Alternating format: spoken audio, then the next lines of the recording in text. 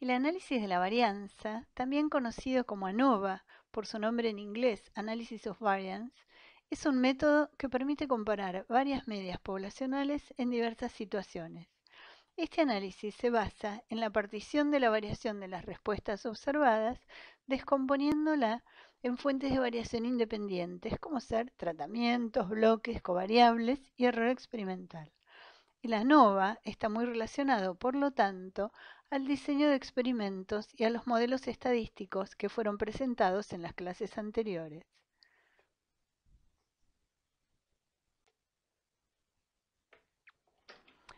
El modelo expresa a la respuesta observada como una suma de términos que reflejan las principales fuentes de variación planificadas y el término de error debido a las fuentes de variación aleatoria no planificada.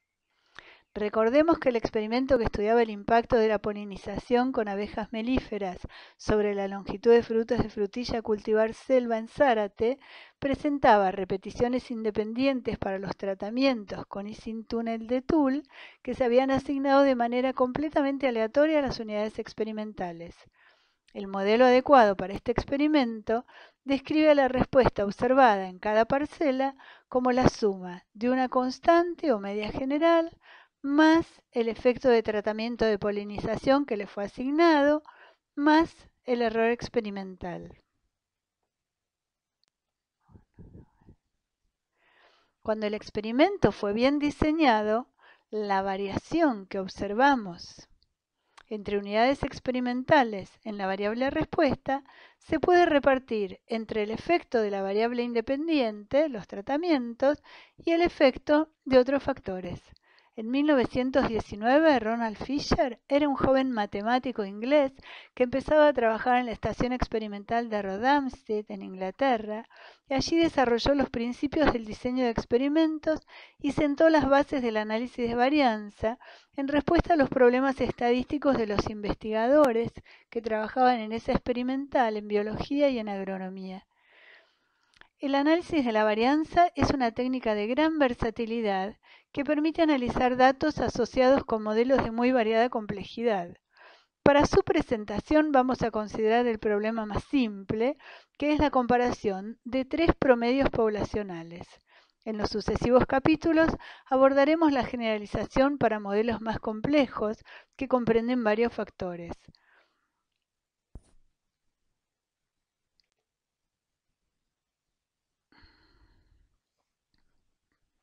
Grindelia chiloensis, botón de oro, es una especie nativa de Patagonia.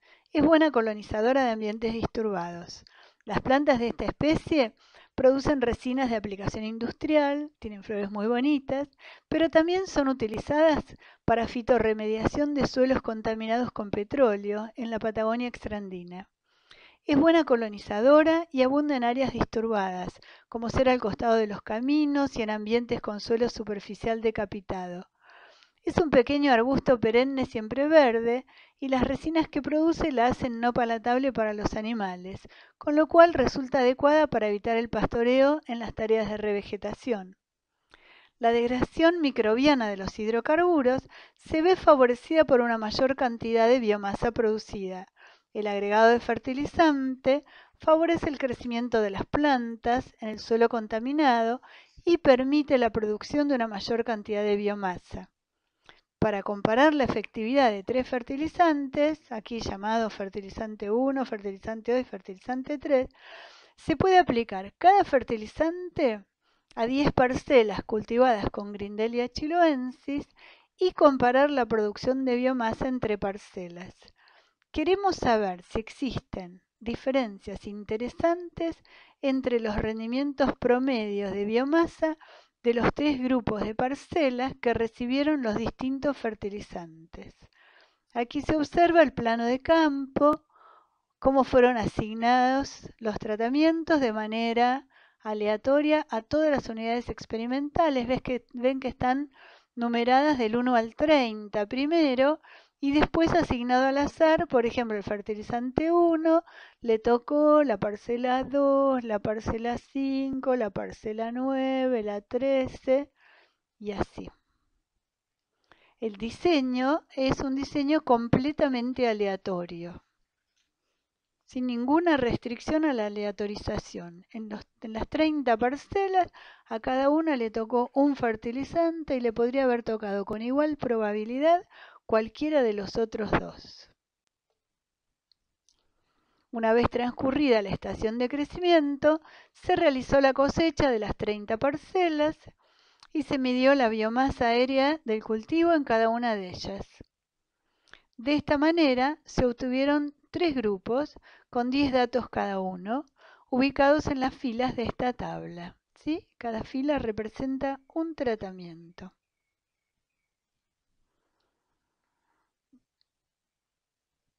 Al final tenemos el total y el promedio. De paso vamos viendo un poquito de notación. Por ejemplo, ahí está marcado ese valor 3.79, es la biomasa de una parcela que recibió el tratamiento 3 en la repetición 2. Después está también marcado con rojo el 43.17, el total. Ese lo designamos como I sub 3, es el total del tratamiento 3, y ponemos un punto para representar que se sumó a través del segundo subíndice, que era el que indicaba las repeticiones, ¿sí? En este caso del tratamiento 3. Después tenemos ahí marcado con negro 4.317. Esos son los kilos de biomasa promedio de todas las parcelas que recibieron el tratamiento 3.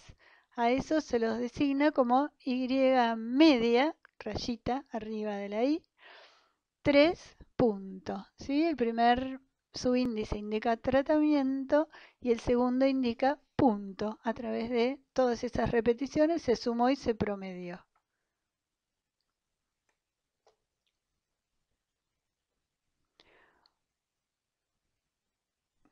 Cuando nos preguntamos acerca de las causas de la variación observada en la variable respuesta de un experimento, nos referimos a una variación como la que muestra esta tabla, ¿sí? Todos esos valores que vemos adentro de la tabla, que no son iguales entre sí, que hay diferencias tanto entre tratamientos como entre repeticiones adentro de los tratamientos. Claramente las diferencias de biomasa de Grindelia entre datos de un mismo renglón de la tabla no fueron causadas por el tratamiento de fertilización, ya que son repeticiones del mismo tratamiento. Es decir, que esas diferencias se deben a otras causas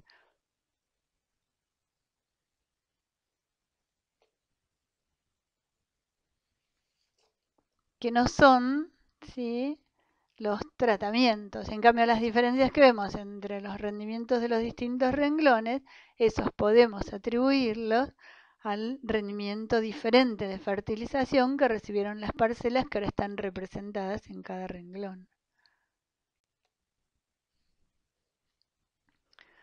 Cuando los datos se representan en un gráfico, parece que los fertilizantes difieren en la magnitud del rendimiento producido, pero también existe considerable variación entre parcelas que recibieron el mismo fertilizante, ¿sí? Aquí vemos la información desagregada por parcelas en el panel a la izquierda arriba y promediadas con sus promedios y desvíos para cada tratamiento de fertilizante en el panel de la derecha abajo. Si bien el fertilizante 1 parece tener un mayor rendimiento promedio, si miramos en detalle, algunas de las parcelas que fueron tratadas con el fertilizante 1 rindieron menos que otras tratadas con los fertilizantes 2 o 3. Ahora necesitamos comparar estos 3 grupos para descubrir si estas diferencias que vemos en nuestra muestra son estadísticamente significativas. En la comparación de dos medias poblacionales con la prueba T-Student, el primer paso consistía en el cálculo de la diferencia entre los promedios muestrales. En cambio, en el análisis de varianza, para comparar más poblaciones, no se calculan directamente las diferencias entre los promedios, sino que se observa la variabilidad de los datos. En principio, esto parece un poco contraintuitivo. Vamos a contestar preguntas acerca de los rendimientos medios de los 3 grupos a través del análisis de la variación en los datos? Veamos de qué manera funciona esto.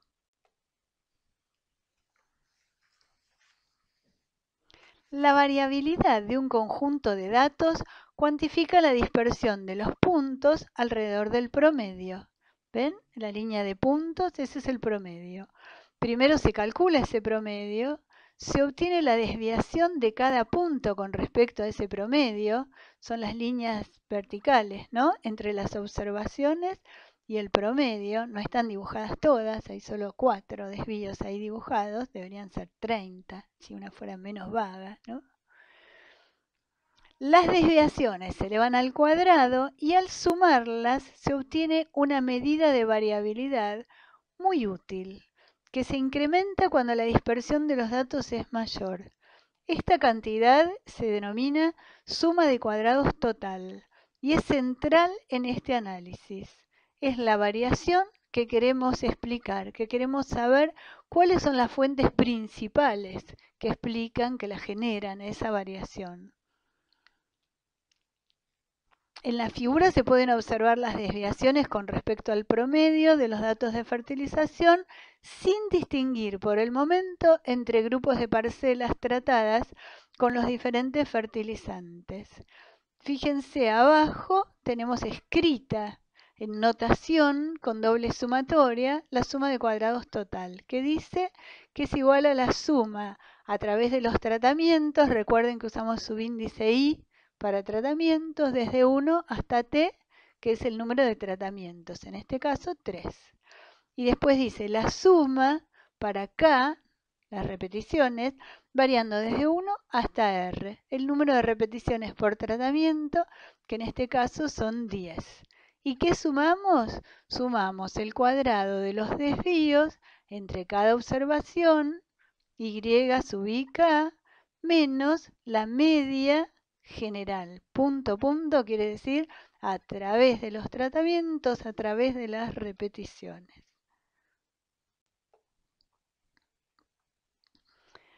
En esta tabla vemos la contribución de cada observación a la suma de cuadrados total, es la que está marcada en azul, ¿no es cierto? Después vamos a ver a la suma de cuadrados de error, a la suma de cuadrados de tratamientos, o sea, esta tabla muestra más cosas que las que necesitamos solo para calcular la suma de cuadrados total.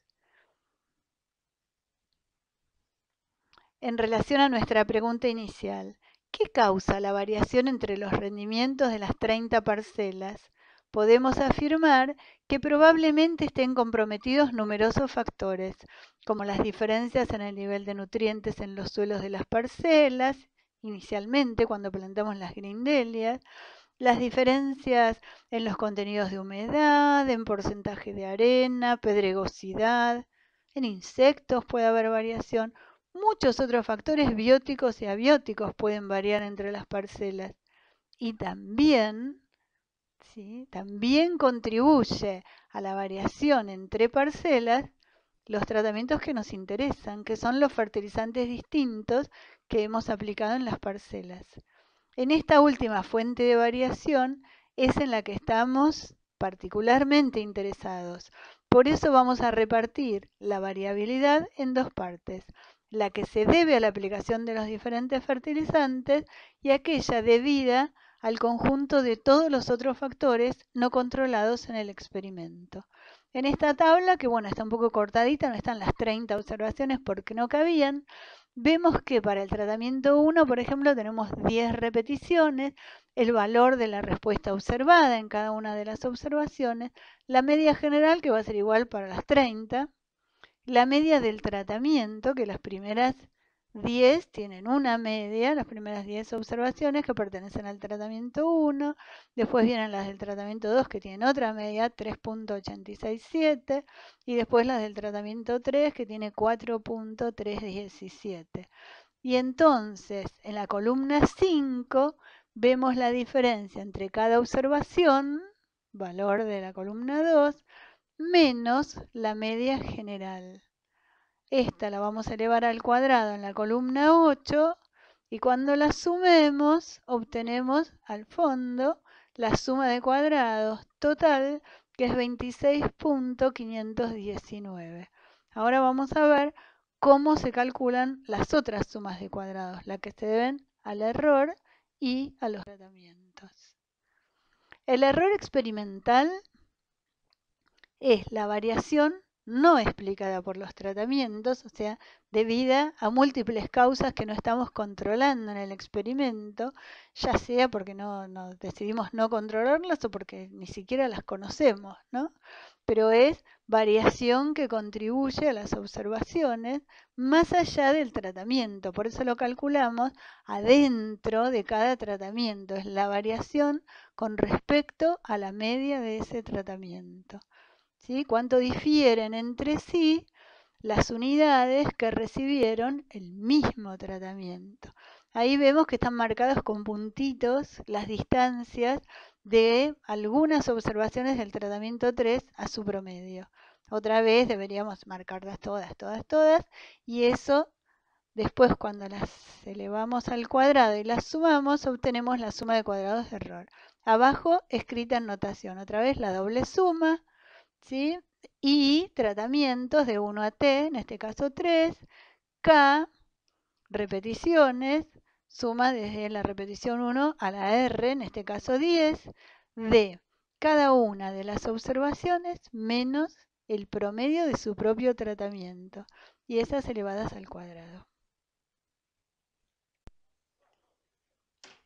Finalmente, la variación asociada a los tratamientos constituye la suma de cuadrados de tratamientos y esa la calculamos como la diferencia entre la media de cada tratamiento, o sea, las desviaciones de los promedios grupales, con respecto a la media general, al promedio general. Aquí las medias de cada tratamiento están representadas por esas líneas punteadas rojas y el promedio general por la línea cortada verde.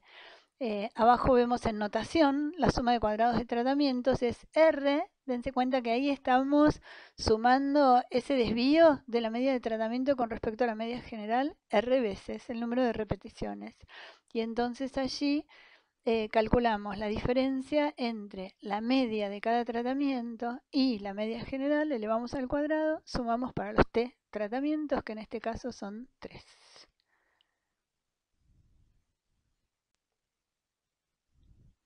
Bueno, entonces aquí rápidamente tenemos nuevamente la tabla donde ya habíamos aprendido a calcular la suma de cuadrados total. Aquí vemos cómo se calculan la suma de cuadrados del error, son las columnas azules, ¿no? Entonces vemos en la columna 6, por ejemplo, la diferencia entre 2 y 4. ¿Qué es la diferencia entre 2 y 4? La distancia entre cada observación y la media de su tratamiento, ¿sí? Es la que nos va a permitir estimar variación entre unidades que recibieron el mismo tratamiento.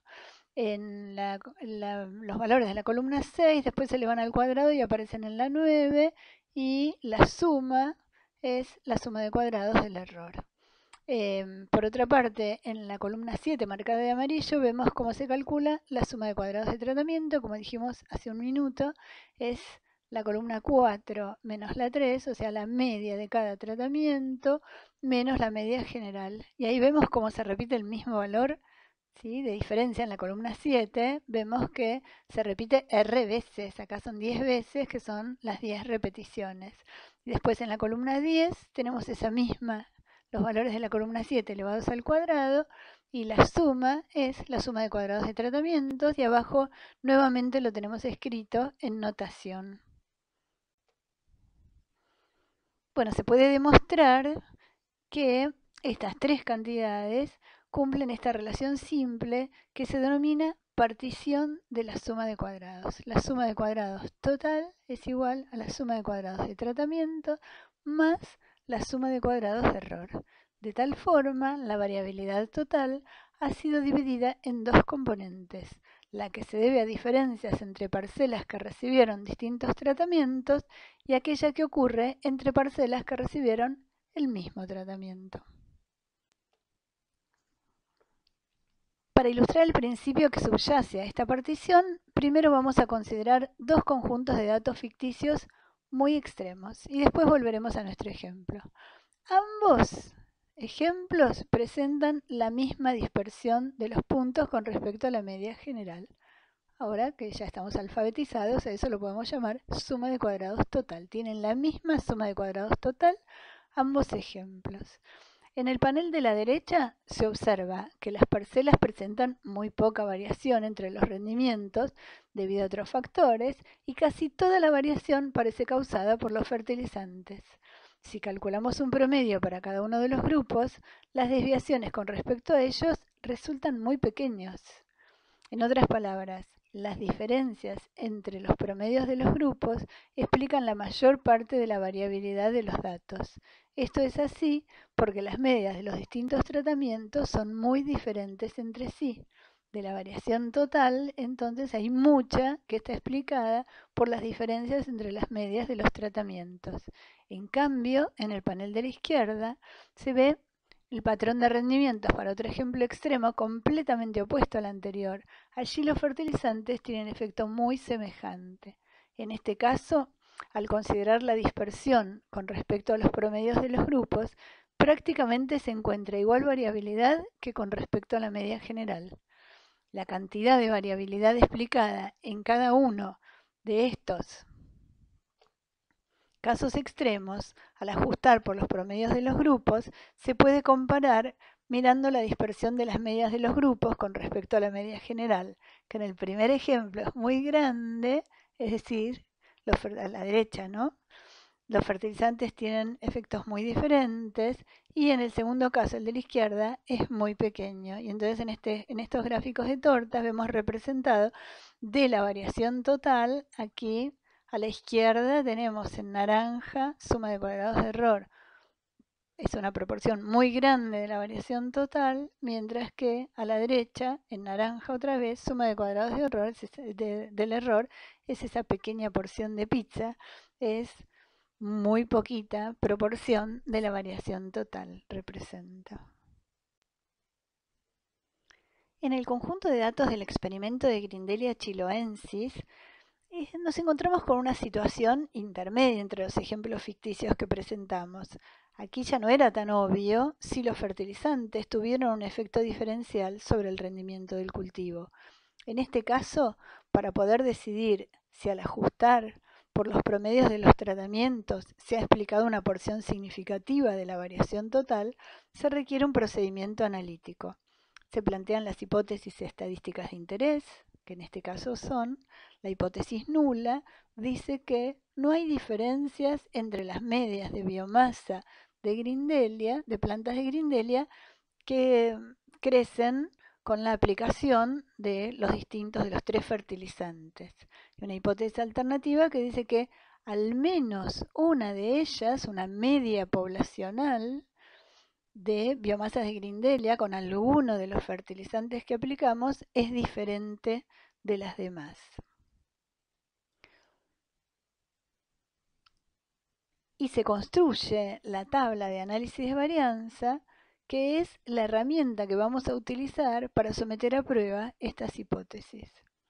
En la primera columna de la tabla se indican las fuentes de variación, que en este caso entre grupos, la variación entre grupos, que es entre tratamientos, la variación dentro de grupos, que es la que denominamos error experimental, y la variación total.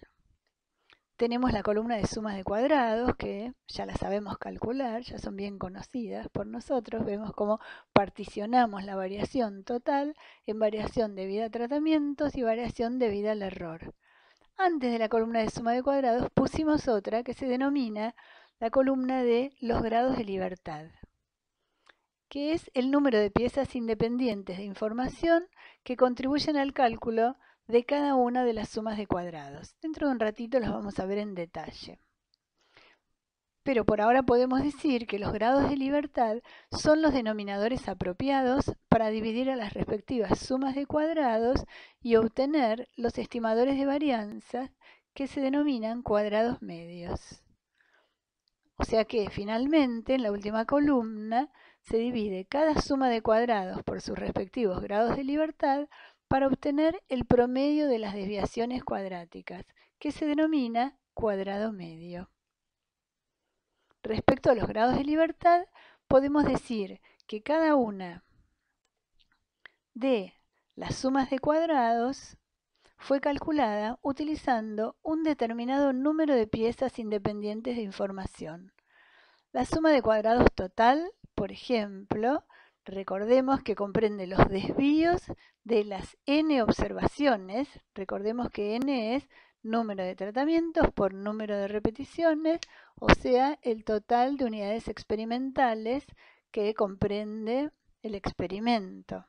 Entonces recordemos, la suma de cuadrados total comprende los desvíos de las n observaciones con respecto a la media general.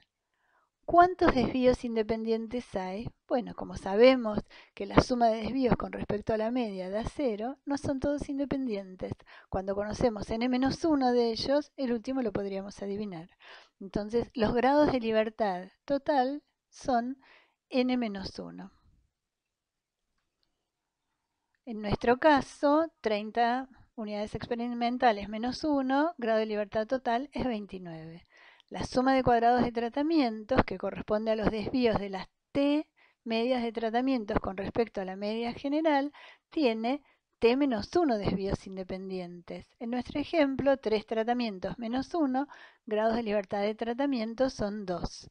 Finalmente, la suma de cuadrados del error, que mide la variación de las n observaciones respecto a los promedios de los tratamientos, consta de t por r-1 desvíos independientes. Eso en nuestro ejemplo es t es 3 y r-1 es 9, 3 por 9, 27. Entonces, recordamos, entonces vamos a usar esta notación a lo largo del curso. Vamos a llamar n al número total de unidades, t al número de tratamientos, r al número de repeticiones por tratamiento. Y también podemos ver, haciendo una cuentita bastante simple, que los grados de libertad, al igual que las sumas de cuadrados, también suman. Los grados de libertad total n-1 se pueden obtener como la suma de los grados de libertad de tratamientos más los grados de libertad del error.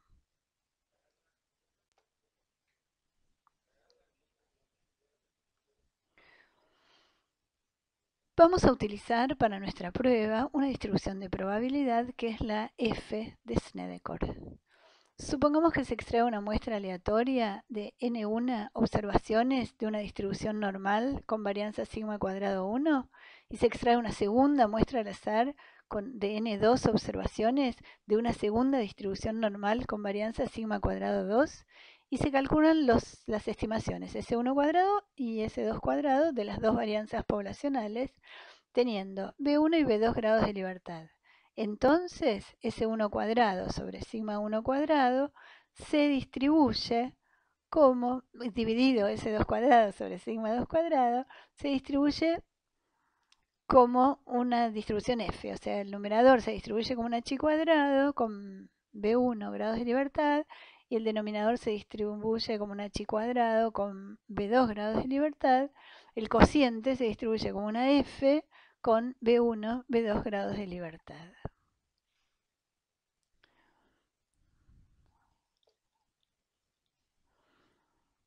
La distribución F puede así ser empleada para probar la hipótesis concerniente a el cociente de dos varianzas poblacionales de dos distribuciones normales.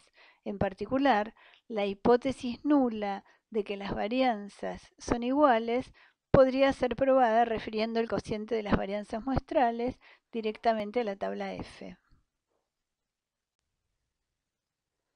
Aquí vemos la función de densidad de la distribución f de Snedeker según distintos valores de B1 y B2, grados de libertad del numerador y denominador. O sea, que aquí lo que vemos es que la distribución no es única, sino que la f es una familia de distribuciones que para encontrarnos con una en particular deberemos definir cuáles son los números de grados de libertad del numerador y del denominador.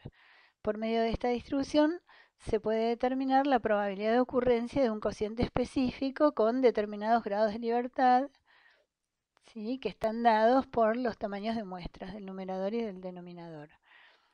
Por ejemplo, aquí podemos ver en la de B140, B240, está señalado en el eje de abscisas con esa flechita el valor 1,5, que es el percentil que deja a su derecha el 10% del área bajo la curva. Es decir, en esa distribución encontrar valores mayores de 1,5 tiene una probabilidad del 10%. Veremos ahora cómo se relaciona la distribución F con la tabla de análisis de varianza. Pensemos, si ninguno de los fertilizantes hubiera tenido una influencia diferente sobre el rendimiento, la variación entre parcelas que recibieron distintos fertilizantes hubiera resultado muy semejante a la variación entre parcelas que recibieron el mismo. Es decir, que el cuadrado medio de tratamientos y el cuadrado medio del error estimarían la misma varianza poblacional en la hipótesis de que las tres medias poblacionales correspondieran a una misma población.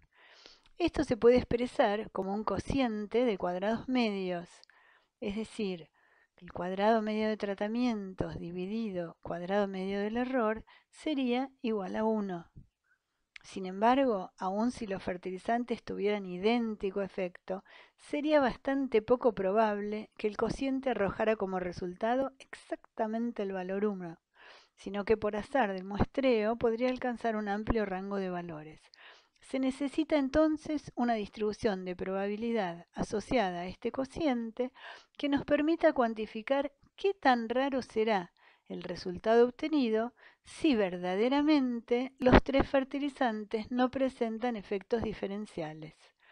Una distribución que represente la probabilidad de todos los posibles resultados del cociente cuando sea verdadera la hipótesis nula que postula que no hay efecto de tratamientos.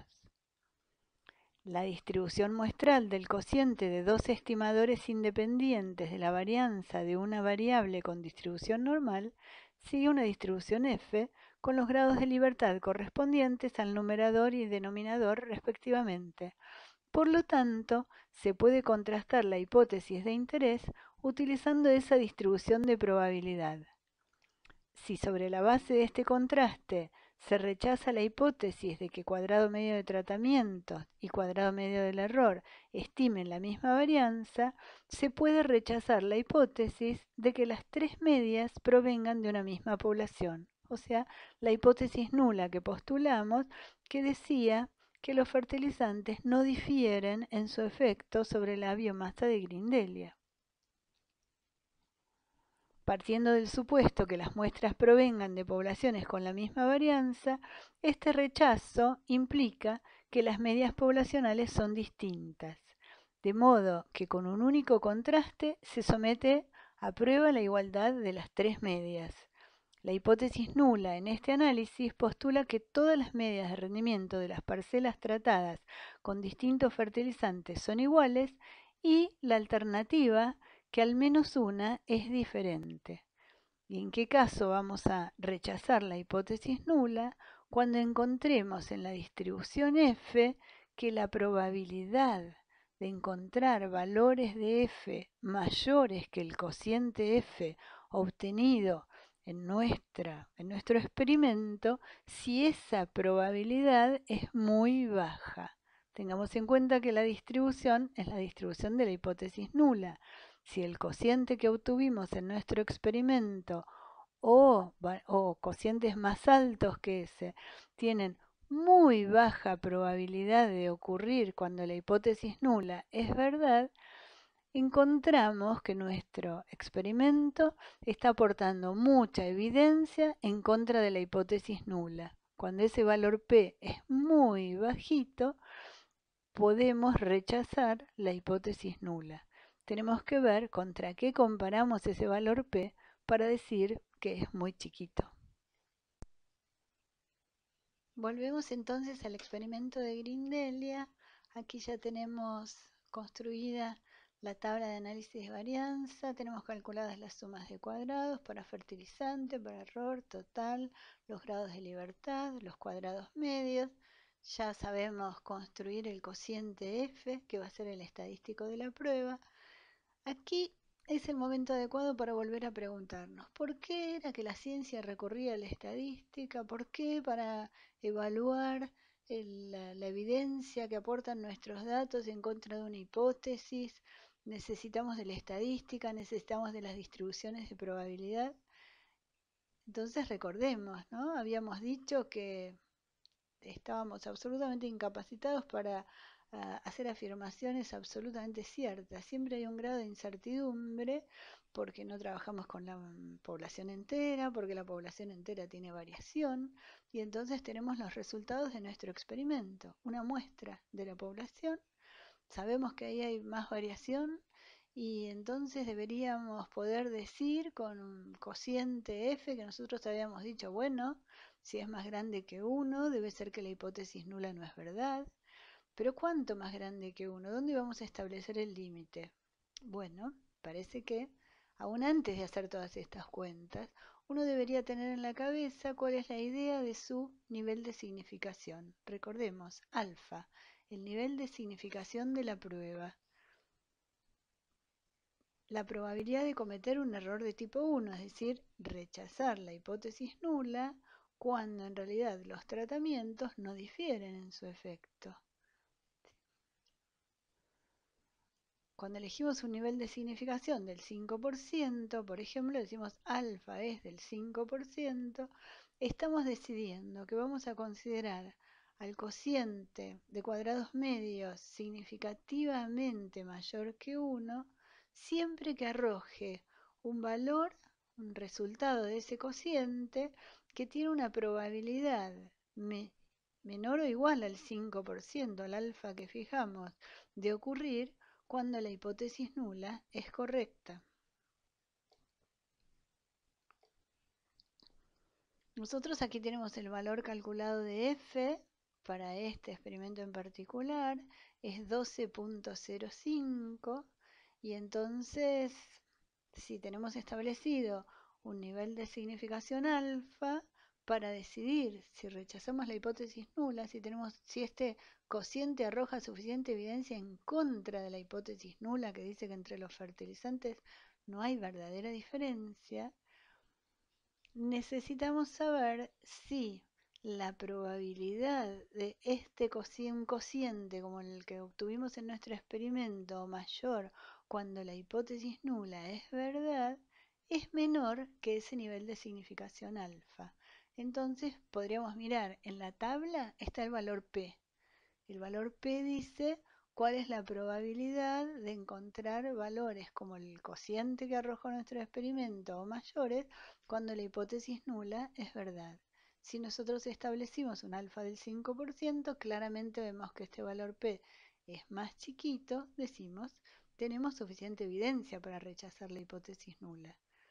También, si no tenemos la tabla de análisis de varianza, un software adecuado para calcular el valor P para la distribución F, sí tenemos, y nosotros lo tenemos al final de nuestra guía, las tablas que dan los valores críticos de la distribución F para determinados alfas. Por ejemplo, para el alfa del 5%, nosotros podemos buscar el valor crítico, el percentil que deja a su derecha, ¿sí? una, una probabilidad del área bajo la curva, ¿sí? Igual al 5%. Si lo queremos buscar en la tabla para nuestro experimento, deberíamos buscar con 2 grados de libertad del numerador y 27 del denominador. Si eso lo buscamos en la hoja de alfa del 5%, encontramos que ese valor es 3.354. O sea, si el cociente obtenido supera el 3.35, rechazamos la hipótesis nula. En este caso, claramente, este 12.048 es bastante mayor. Entonces, ¿sí? Podemos decir, ya sea que digamos este 12.04 supera al valor umbral fijado por el alfa, rechazamos, o también podríamos decir que el valor es equivalente, absolutamente equivalente, es decir, que el valor P de 0.0021 es menor al alfa establecido del 5%. Recordemos que el alfa lo estableció el investigador, lo decidió él a priori y contra ese valor es que termina decidiendo y sabe, habiendo fijado ese valor, cuál es la probabilidad de cometer un error al decir que sí hay efectos significativos de los tratamientos.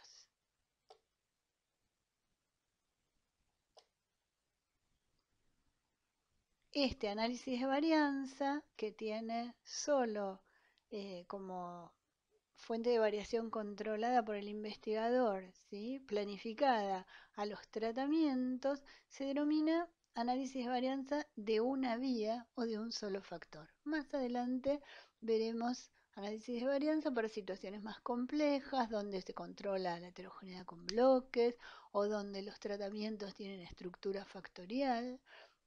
Por ahora tenemos clarito este que es el One Way ANOVA, se suele llamar en el mundo.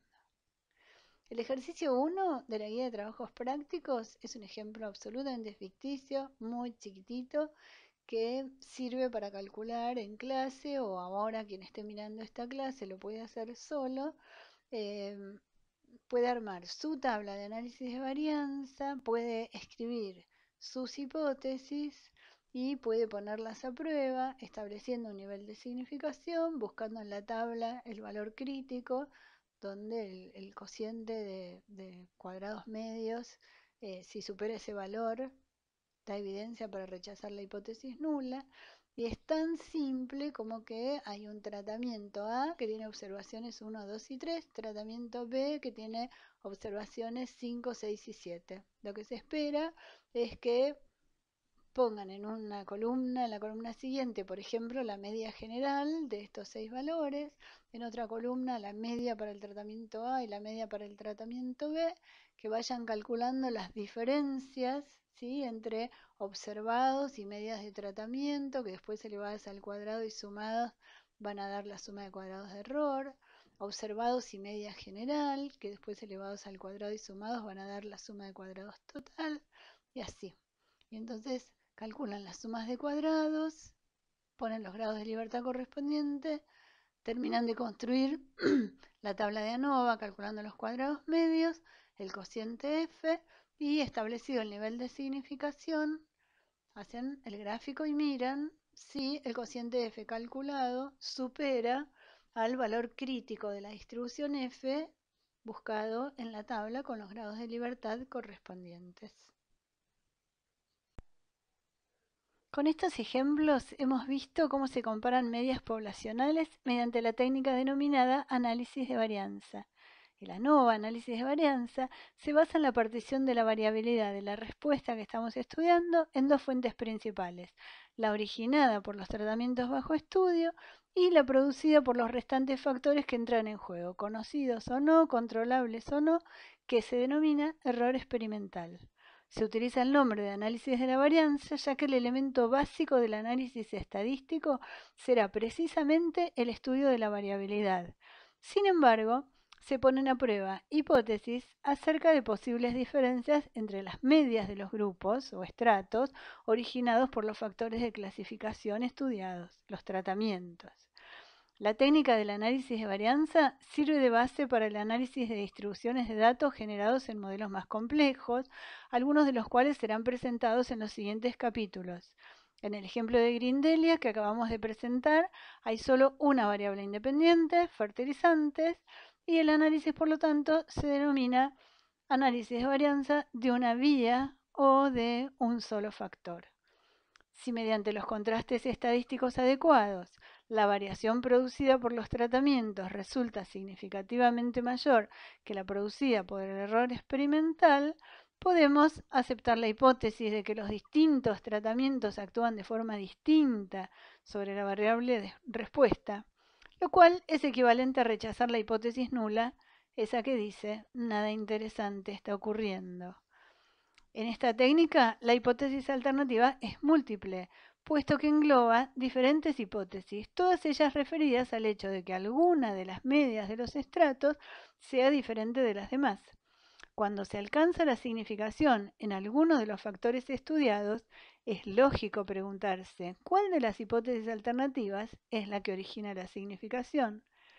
Esto es equivalente a preguntarse qué media o medias son diferentes entre sí.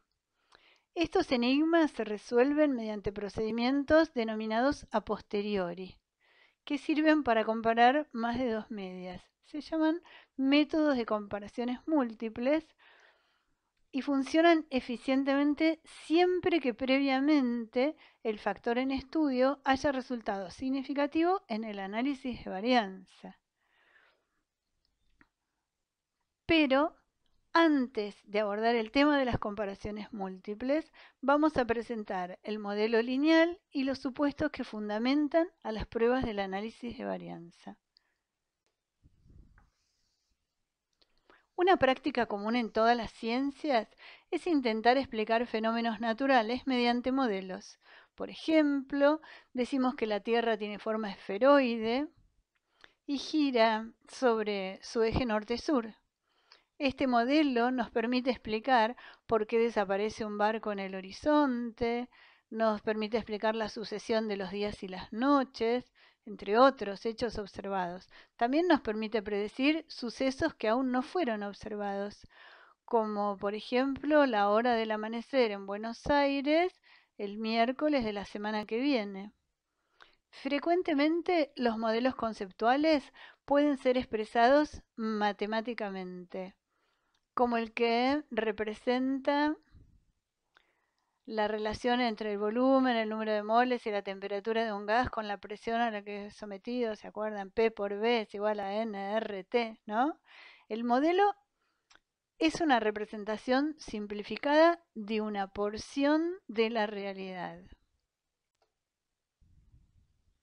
En estadística, el modelo habitual para describir la naturaleza de una observación consta de una media más un error. Este es un modelo lineal aditivo. La media puede comprender solo el parámetro mu o bien puede estar compuesta de una suma de parámetros. Los supuestos con respecto a los parámetros y los errores dependen de cada problema, pero son muy importantes. Un supuesto mínimo es que los errores son aleatorios. Esto significa que la población de las observaciones Y se muestre aleatoriamente. Esto hace que el modelo resulte estadístico en lugar de determinista. Los epsilon sub k pertenecen a una población que tiene media cero y son función de la varianza de la población, sigma cuadrado, ya que miden cuán lejos se encuentra cada observación con respecto a la media de su población. Para muestras de varias poblaciones con medias posiblemente diferentes, por ejemplo en respuesta a distintos tratamientos, pero con varianza común, la composición de una observación se expresa como mu sub i, la media de la población I, ¿se acuerdan? La media del tratamiento I denominábamos mu sub i, más epsilon sub i k, ¿sí? Epsilon sub i k es el error, o sea, la distancia con respecto a la media que presenta la observación I sub i k. Es decir, la observación, ¿por qué la llamamos sub IK? Referimos a que es de la subpoblación y la repetición K. Entonces, I varía de 1 hasta el número de tratamientos, por ejemplo, en los modelos que vimos hasta ahora, y K desde 1 hasta el número de repeticiones. Los epsilon sub IK son independientes entre sí, provienen de una misma población con media cero y varianza sigma cuadrado. También podemos escribir a mu sub i, la media de la población I, como una media general mu más el efecto de pertenecer a la población I, al efecto del tratamiento I. ¿Se acuerdan cómo habíamos escrito los modelos verbales al comienzo de nuestro curso? Decíamos, la respuesta en cada unidad experimental la entendemos como la suma de una constante, una media general, más el efecto del tratamiento, más el error. El modelo explica la repetición késima del tratamiento iésimo como compuesta por una media general más una componente tau sub i, así vamos a llamar al efecto de tratamiento, que es propia del respectivo tratamiento tau, más un elemento aleatorio de variación, epsilon sub ik, propio de cada observación. El valor T indica el número de tratamientos, el valor R el número de repeticiones, o sea, observaciones en cada tratamiento. Los supuestos de este modelo son que los epsilon sub ik son independientes entre sí, tienen la misma distribución, provienen de una sola población que tiene media cero y varianza sigma cuadrado igual para todos.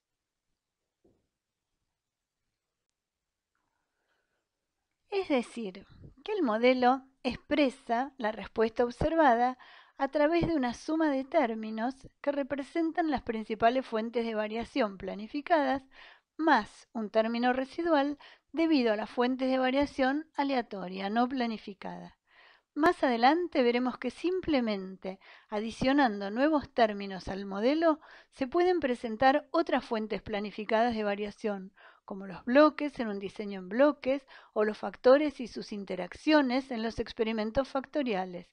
Es decir, agregaremos nuevos parámetros al modelo y eso nos permitirá poner a prueba distintas hipótesis. Los parámetros del modelo son características poblacionales desconocidas y deben ser estimados a partir de los datos del experimento. Para estimar los parámetros de modelos lineales sencillos, como los que abarca este curso, se utilizan los estimadores de mínimos cuadrados, porque para estos casos resultan los mejores estimadores insesgados y de mínima varianza. En este modelo, los parámetros son mu, tau i y sigma cuadrado. Los efectos de tratamientos se definen como desviaciones de la media y por lo tanto la suma de los tau i, pasando por todos los i, de 1 a t, es 0. Y bueno, y el supuesto que hicimos acerca de los errores, ¿sí? Provienen de una misma población, fueron obtenidos aleatoriamente, o sea que son independientes entre sí, y tienen media cero y varianza sigma cuadrado. Aquí vemos los distintos parámetros y sus estimadores. El estimador de la media general es la media de todos los elementos del experimento, todas las observaciones del experimento, todos los valores de la variable de respuesta obtenidas en el experimento. Bastante intuitivo, ¿no es cierto? El estimador de tau i, el efecto de tratamiento, también es bastante intuitivo. Es la diferencia entre la media del tratamiento y la media general. Y el estimador de la varianza es el cuadrado medio del error.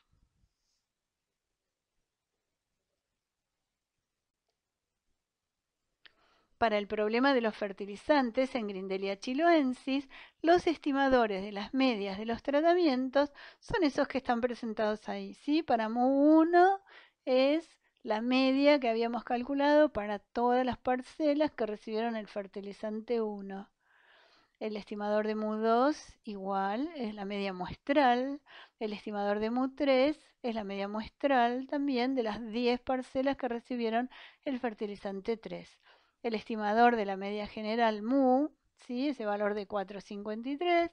Y el estimador de la varianza es cuadrado medio del error, tal como calculamos antes, ¿sí? Era suma de cuadrados del error sobre grados de libertad del error. Eso da 0,519.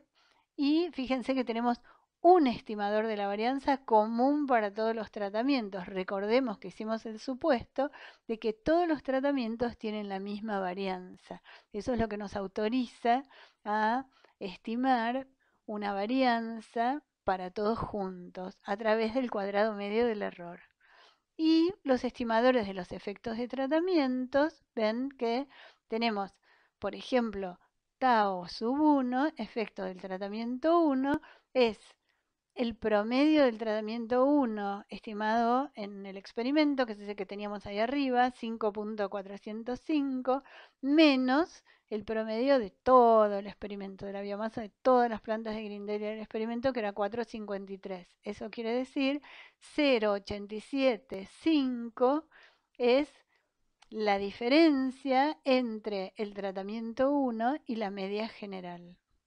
Bueno, de la misma manera se calculan los estimadores de los efectos de tratamientos para los otros dos fertilizantes.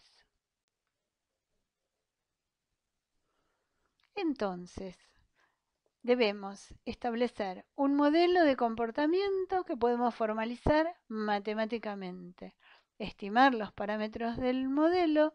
Después deseamos contrastar la hipótesis de igualdad de medias de los tratamientos y después deberíamos verificar el cumplimiento de los supuestos, porque venimos haciendo supuestos para el modelo, que son los que garantizan que la prueba de hipótesis sea válida, que el valor P que calculamos sea el correcto, que se mantenga el nivel de significación de la prueba, que todo lo que estamos diciendo sea verdad, ¿no? La hipótesis nula que estamos interesados en poner a prueba postula que las medias poblacionales de la variable respuesta correspondientes a los distintos tratamientos son todas iguales y la alternativa postula que al menos alguna difiere. De la misma manera, podemos escribir la hipótesis nula en términos de los efectos de tratamientos. ¿Sí? La prueba que nosotros proponíamos, que es la que está aquí a la derecha, la hipótesis nula de todas las medias de tratamiento son iguales, es equivalente a la que está a la izquierda un poquito más arriba, donde dice los tau sub i, los efectos de los tratamientos son 0. Para i variando de uno en uno, o sea, para todos los tratamientos, los efectos de los tratamientos son 0. Lo mismo para la alternativa que decía alguna media es diferente, es equivalente, decirlo en términos de los efectos de tratamiento, algún tau i es distinto de 0. El esquema que vemos acá representa las distribuciones poblacionales de la variable respuesta cuando la hipótesis nula es falsa, es decir, cuando los distintos tratamientos producen efectos diferentes sobre la respuesta estudiada. ¿Sí? Es la hipótesis alternativa, es un gráfico que describe una posible, ¿sí?, realidad poblacional cuando la hipótesis alternativa es verdad. El modelo que incluye los parámetros tau i es válido para ambas situaciones, la que postula la hipótesis nula y la que postula la hipótesis alternativa. Solo que cuando la hipótesis nula es verdadera, todos los tau i son iguales a 0. ¿Sí? Acá tenemos una situación en la cual los tau i, que representan la distancia entre los mu sub i y la media general mu, ¿ven? Ahí arriba está tau 1, hacia la izquierda, tenemos tau 2, es un valor positivo hacia la derecha, tau 3 es otro negativo pequeño, ¿sí?, en esta alternativa propuesta. ¿Sí? Entonces, si la hipótesis nula fuera cierta, lo que desaparecería en el modelo porque colapsa en 0 son los tau i. Los tau i serían 0. Entonces, bueno, estaría bueno que el estudiante ahora se proponga hacer mismo dibujo para la hipótesis nula, ¿sí? O sea, la misma figura, pero que represente el caso en que la hipótesis nula es verdad. Estas hipótesis se ponen a prueba mediante el análisis de varianza de un solo factor, como lo presentamos antes. Aparentemente nada cambió al desglosar la media de cada tratamiento en media general y efecto del tratamiento, ya que es absolutamente equivalente poner a prueba que las medias son iguales entre sí o que los efectos de tratamiento son nulos. Pareciera que esa nueva formulación de las hipótesis asociadas a los efectos de tratamientos que aparece en el modelo Es una complicación inútil, ya que efectivamente en este caso no agregó ninguna información. Probar que los tau i sean cero en lugar de probar que las mu sean iguales entre sí. Pero la verdadera utilidad es separar los efectos asociados a distintas fuentes de variación, o sea, particionar la media de los tratamientos en partecitas debidas a distintas fuentes. Eso se va a hacer evidente cuando se traten problemas más complejos.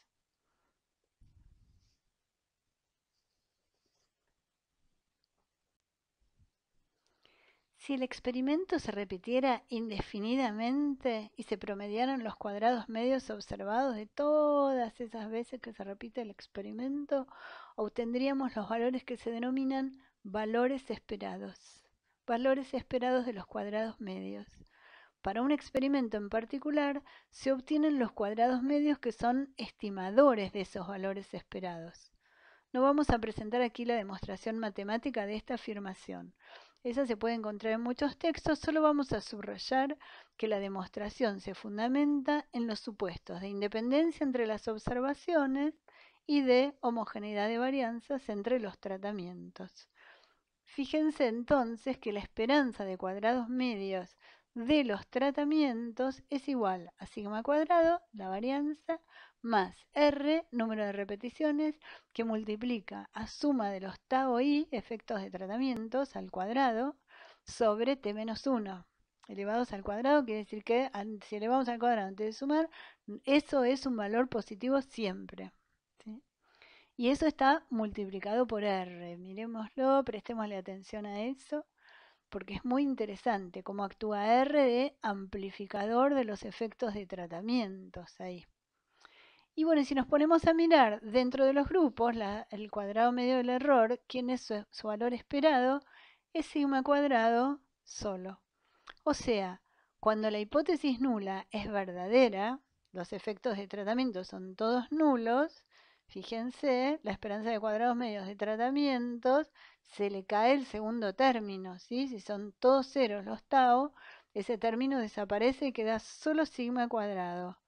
Entonces, eso quiere decir que si la hipótesis nula es verdad, los cuadrados medios correspondientes a las dos fuentes de variación de este modelo estiman la misma varianza. El fundamento del criterio de la prueba F, que es cociente de cuadrado medio de tratamiento sobre cuadrado medio del error, es la comparación de dos varianzas muestrales independientes que son estimadores de la misma varianza común cuando la hipótesis nula es verdadera. En este punto se requiere asumir que las poblaciones siguen la distribución normal. ¿Se acuerdan que hace un rato asumimos que las varianzas son homogéneas y que las observaciones son independientes? Ahora le agregamos que además tienen que tener distribución normal. Si se puede realizar el supuesto de distribución normal, entonces la distribución de cociente de dos varianzas de poblaciones normales, cuando es verdadera la hipótesis nula, o sea que son poblaciones iguales, sigue una distribución de probabilidad F. Valores grandes del cociente son poco usuales si la hipótesis nula es verdad, ¿sí? Porque postulamos si la hipótesis nula es verdad, este cociente debería ser aproximadamente igual a 1. En cambio, si tenemos valores grandes del cociente, esos van a tener poca probabilidad de ocurrir cuando la hipótesis nula es verdadera, por lo cual la posibilidad de detectar una diferencia aumenta a medida que la diferencia real entre los tratamientos se hace mayor, porque cuando la hipótesis nula es falsa, algún tau i es distinto de 0. O sea, al menos un tau i es distinto de 0, alguna media poblacional va a ser distinta de las demás. Entonces el numerador de f se amplía dando lugar a un valor del cociente mayor al que se esperaría si la hipótesis nula fuera verdad. Esto sugiere que el cociente de cuadrados medios es un buen criterio para probar la hipótesis nula de que las medias poblacionales son las mismas en todos los tratamientos, es decir, que los efectos de los tratamientos son cero. La región crítica claramente estará situada al extremo superior de la distribución, a la derecha. Recordamos los supuestos que dan validez a la interpretación de los resultados. Primero, independencia de los errores experimentales. Segundo, varianzas homogéneas. Tercero, distribución normal de la variable respuesta. Más adelante veremos alguna manera de validar el cumplimiento de los supuestos. Pero, por ahora claramente, uno debe asumirlos de entrada. Cuando escribe su modelo, ya tiene los supuestos asociados al modelo. Si uno cree que en su caso no se verifica el cumplimiento de los supuestos, debería estar pensando en algún otro tipo de modelo ya de entrada. Mediante el análisis de varianza se rechazó la hipótesis nula de igualdad entre medidas de tratamientos, pero claramente no sabemos cuáles son las medias que difieren significativamente entre sí, ¿sí? En el próximo capítulo veremos comparaciones múltiples. Por ahora, lo que aprendimos a hacer, podríamos ya ir ensayando de hacerlo en Infostat, y acá vemos cómo se entra la información. Al estilo de una base de datos, cada renglón es una de las observaciones. Por ahora, en este modelo sencillo solo tenemos dos columnas que indican qué tratamiento recibió cada unidad experimental y qué variable respuesta se obtuvo, la observación de la respuesta que se obtuvo en cada unidad experimental. Como ven aquí, tenemos 10 renglones para el primer tratamiento, 10 para el segundo, 10 para el tercero. Ahí volcamos la información, entramos al menú principal, estadísticas, dentro de estadísticas, análisis de la varianza. Allí le decimos variable dependiente, el título que le hayamos puesto a la columna de la respuesta, en este caso es rendimiento. Variable de clasificación, el título que le pusimos a la predictora, ¿sí? A los tratamientos, que en este caso es fertilizante. Y después entramos a modelo, comparaciones, contrastes, aceptar. Y vamos a tener el resultado del análisis de varianza.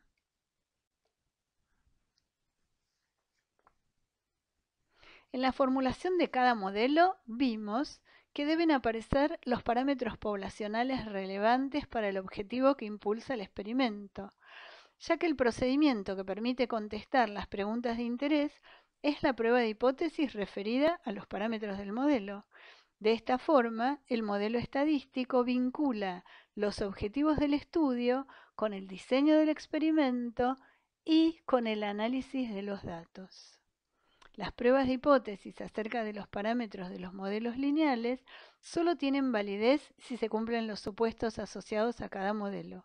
En general, los modelos que se presentan en este curso comparten varios de los supuestos referidos a la distribución de los errores: independencia, distribución normal con media cero y varianzas homogéneas entre tratamientos.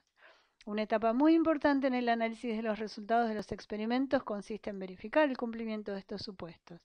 Una vez que se ha planteado un modelo particular, es posible establecer qué parámetros se están estimando, cuándo se calculan los diferentes cuadrados medios y decidir en consecuencia cómo construir los cocientes de cuadrados medios que generen el valor de f adecuado para probar las hipótesis de interés. Eso nos permitirá comparar, contrastar los resultados del experimento con las predicciones del investigador, y de allí saldrán las conclusiones acerca de sus preguntas y seguramente se generarán nuevas